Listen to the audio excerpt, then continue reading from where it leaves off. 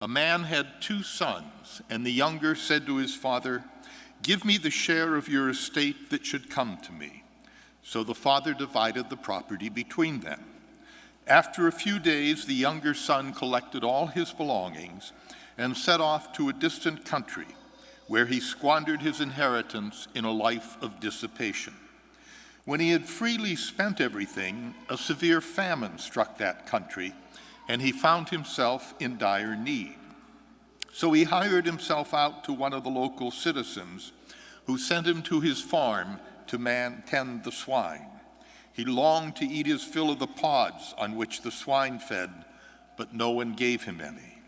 Coming to his senses, he thought, "How many of my father's hired workers have more than enough to eat, but here am I dying of hunger. I shall get up and go to my father and say to him, 'Father, I have sinned against heaven and against you. I no longer deserve to be called your son. Treat me as you would treat one of your hired workers.' So he got up and went back to his father. Now, while he was still a long way off, his father caught sight of him and was filled with compassion. He ran to his son, embraced and kissed him.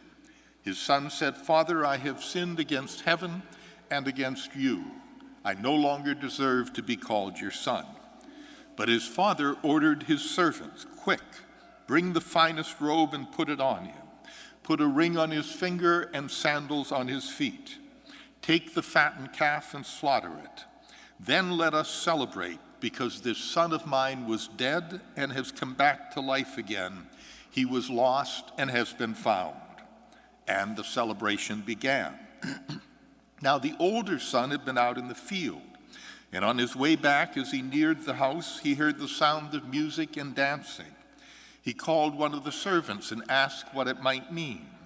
The servant said, 'Your brother has returned, and your father has slaughtered the fattened calf, because he has him back safe and sound.' He became angry, and when he refused to enter the house, his father came out and pleaded with him.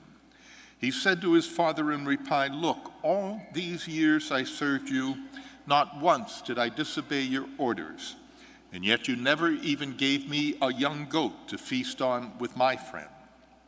But when your son returns, who swallowed up your property with prostitutes, for him you slaughtered the fattened calf.'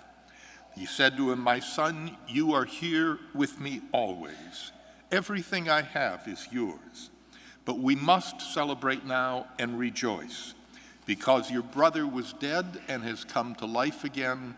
He was lost and has been found.'" The Gospel of the Lord.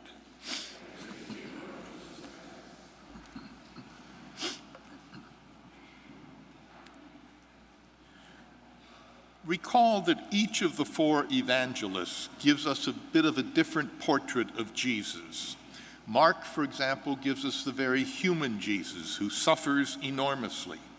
Matthew gives us a very Jewish Jesus who's the fulfillment of Old Testament prophecies. John will give us a very divine, ethereal Jesus, very otherworldly. And then there's Luke, whom we're reading from this year. And if there is one word to describe Luke's Jesus, it is mercy. Luke's Jesus is everything about mercy.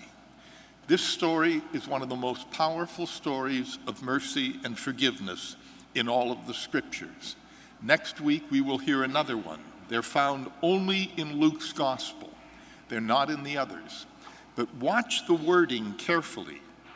When the son decides to return to his father, he doesn't get a chance to confess, to beg, to plead, anything. We're told that when the father saw him from afar off, he was filled with compassion. He ran, embraced his son, and kissed him. And Jesus is telling us that that is what our own Father is like. Who's the God you and I were taught? A God of judgment and punishment. Throw it out. It was wrong. Come focused, read the Gospel of Luke, and get to know who this Jesus is. It carries with it, however, a responsibility if we're willing to accept that forgiveness. It means we have to do the same for others. And that might come particularly difficult for parents. How do you forgive a child who breaks your heart? How do you embrace a child who fell victim to drugs or maybe broke the law and is paying for it? The struggle some parents have to embrace a son or daughter who says, "I'm gay," and yet that's what this gospel calls us to. There's a second part of the story today, and that is the older son. We're told that the older son rejected his father's mercy. And if you read it carefully again, the father went out and pleaded with him, but the son would not come in. What we need to focus on is mercy. Pope Francis says, "The name of God is mercy." Amen.